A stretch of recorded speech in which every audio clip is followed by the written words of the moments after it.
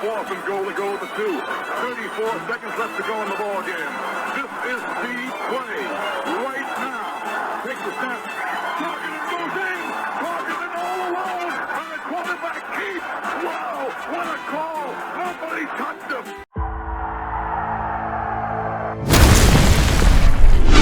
Here is Jeff, the host of the Gridiron.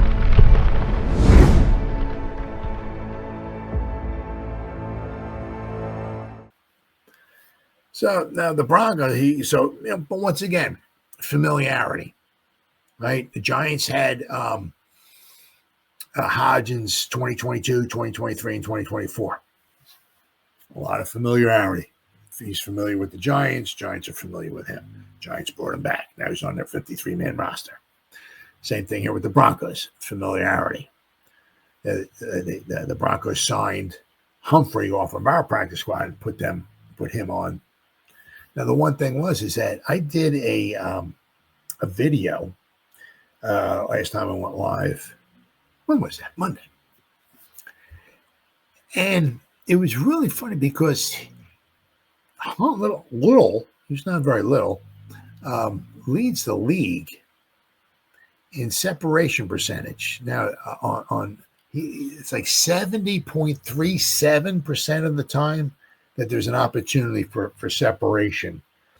Like, meaning, I don't mean like separation when they were the stats that they were bringing up, like if it's zone coverage, right? And he's running a route and everybody's backing off on him. Everybody's just kind of, got a space. They got an area. No, the separation for the most part is that when there's an opportunity, when somebody's covering you, when somebody's on you, and you're creating separation between you and the defender. He leads the NFL, Lil'Jordan Humphrey, in separation percentage. He's number 1. And he's on our practice squad. Yeah, that's one thing you want. Yeah, separation. I mean, it's very difficult to complete a pass when somebody's all over you. But if you get some separation, now you're open. Now the ball gets thrown your way, and also it's kind of weird because, I don't want to say not that Dart and Lil'Jordan Humphrey were, attached at the hip or something like that. But he did throw his first career touchdown pass to Lil'Jordan Humphrey. Of course, that was in preseason. That was against backups. So I get it. But it's just, I don't know. It just, some things just, I don't know, it's just weird. It is weird. But you never say never because Lil'Jordan Humphrey might wind up coming back again someday. So who knows? But unfortunately, we wound up losing him to the Broncos. Lil'Jordan Humphrey returns to the Broncos, ready to make an impact after a short stint with the Giants. Lil'Jordan Humphrey is back with the Broncos, who signed him off the Giants practice squad this week. It works out good for him. He's going from a 2-8 team to one that's 8-2, and it just goes to show you, the thing that just kind of really just ticks you off. We beat the Eagles, who were 7-2. We beat the Chargers, who I think like 7-3 or something like that. We went on the road, and we should have beaten the Broncos, who were 8-2. I mean, we played very. We should have beaten the Bears. Of course, we didn't, but we should have. And the Bears are like 6-3 or something like that. I mean, we've beaten the two teams we've beaten. What would that be? 14-5.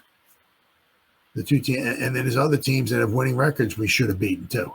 It just goes to show you, we're able to play with some good teams.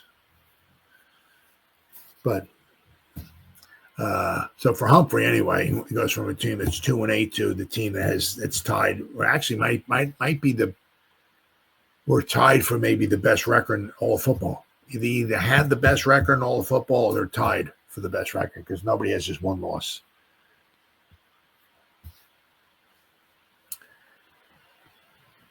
Lil'Jordan said, "It's cool. I feel like I never left, honestly. I feel like I'm getting right back in the swing of things with these guys," Humphrey said on Thursday.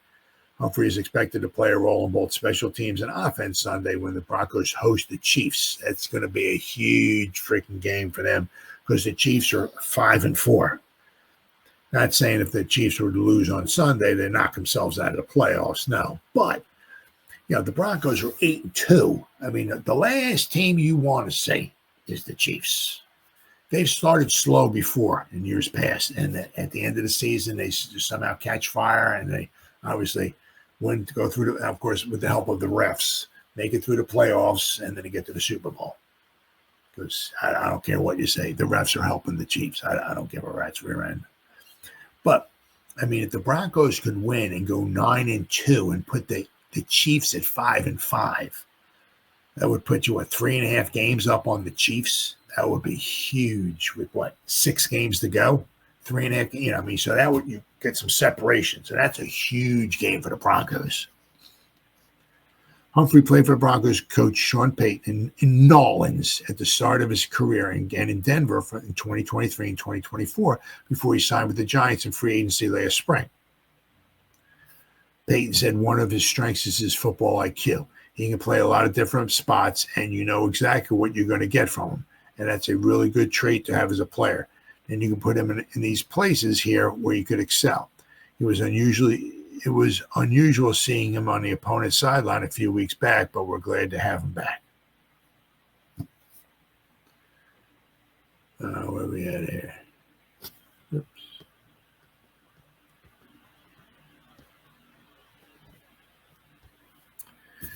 Whether due to an injury or inconsistent play or both, the Broncos added some familiar help to their wide receiving group on Wednesday, signing Lil'Jordan Humphrey off the Giants practice squad.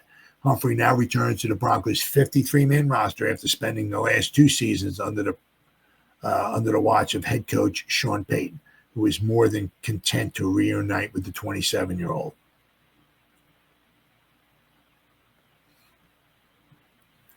Humphrey's addition was among a slew of moves made by the Broncos this week. The team also signed offensive tackle Garen Christian off the Cowboys practice squad. They have some injury issues.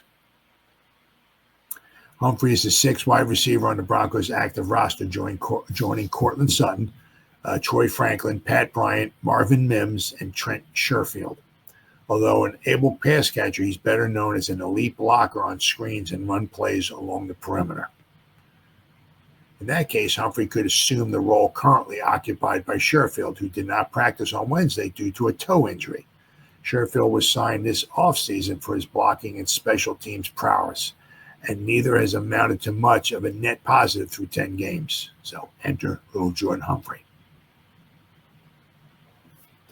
So, I mean, once again, good for him. I mean, that just goes also to show you, right?